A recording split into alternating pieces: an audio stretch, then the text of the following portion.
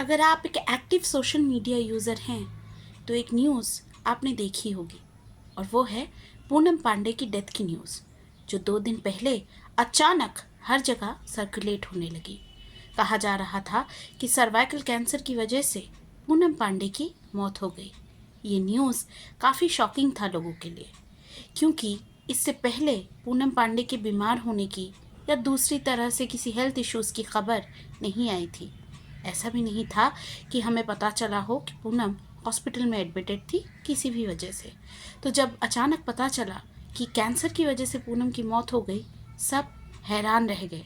सबको समझ में नहीं आ रहा था कि ये सब कुछ हुआ तो हुआ कैसे।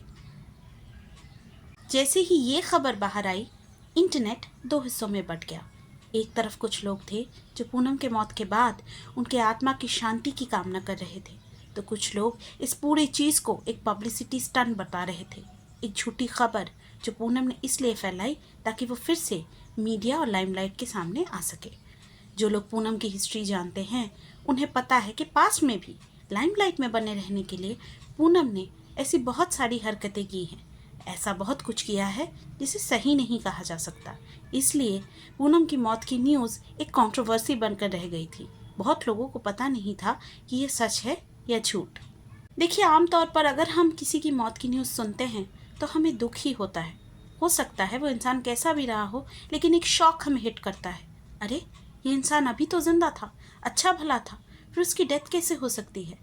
डेथ के साथ हम दुख को ही जोड़ते हैं, लेकिन पूनम के केस में ऐसा नहीं हुआ।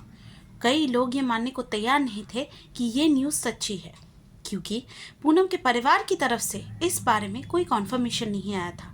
कॉन्फर्मेशन छोड़िए, वो इस बारे में बात तक नहीं कर रहे थे। अगर कोई बात कर रहा था तो वो थी पूनम की मैनेजर, जो कि उसके पीआर टीम को रिप्रेजेंट कर रही थी। इस वजह से कई लोगों के दिल में ये शक ज़रूर उठ रहा था कि क्या सच में पूनम की सर्वाइकल कैंसर से मौत हो गई है, या ये भी पूनम का एक पब्लिसिटी स्टंट है। कई तरह की थ्योरीज और कंट्रोवर्सी में एक दिन बीत जाता है और फिर हमें पता चलता है कि पूनम पांडे को कुछ नहीं हुआ, वो बिल्कुल जिंदा है।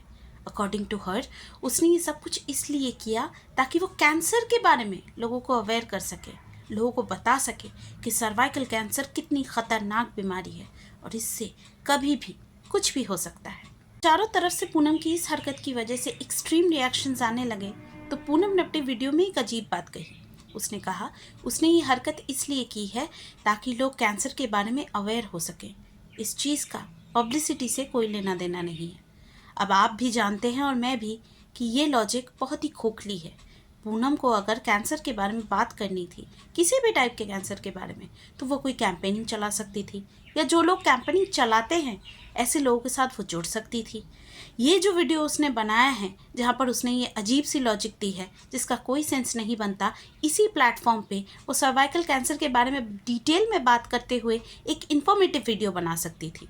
आई नो ये पूनम जिस तरह का कंटेंट बनाती हैं ये उससे काफ़ी अलग है, लेकिन फिर भी अगर वो सच में लोगों को अवेयर करना चाहती तो वो ये काम कर सकती थी। देखिए, सच कहूँ तो इस न्यूज़ से पहले मैं पूनम पांडे को लगभग भूल चुकी थी। कैसे याद रखूंगी, जिस वजह से पूनम पांडे आज से लगभग 10-12 साल पहले फेमस हुआ करती थी, या उससे भी पहले फेमस थी।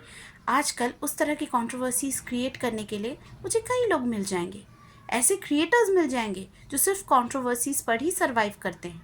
तो पूनम का ख्याल मुझे क्यों आएगा। ये बात शायद पूनम भी समझ गई है कि लोग उसे भूलने बैठे हैं। उसे पब्लिसिटी की ज़रूरत है, उसे लाइमलाइट में आना है। अगर राखी सावंत और उर्फी जावेद की लीग में उसे खुद को खड़ा करना है, अगर उनकी तरह फेम कमाना है, तो कुछ ना कुछ तो कंट्रोवर्शियल करना पड़ेगा। तो उसने कैंसर जैसे सेंसिटिव चीज़ का मजाक बना दिया ताकि फिर से वो लाइमलाइट में आ सके। इससे पहले भी पूनम ने लाइमलाइट में बने रहने के लिए बहुत कुछ कहा है, बहुत कुछ किया है, लेकिन मेरा मानना है कि इस बार पूनम ने अपनी हद पार कर दी। उसे कैंसर का नाम यूज़ नहीं करना चाहिए था।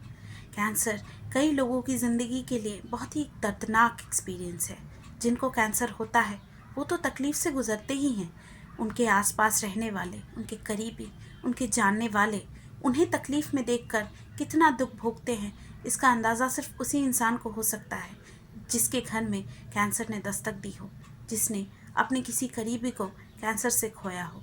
ऐसी चीज़ जो आपको अंदर तक तोड़ देती है, उसका मजाक पूनम को नहीं बनाना चाहिए था।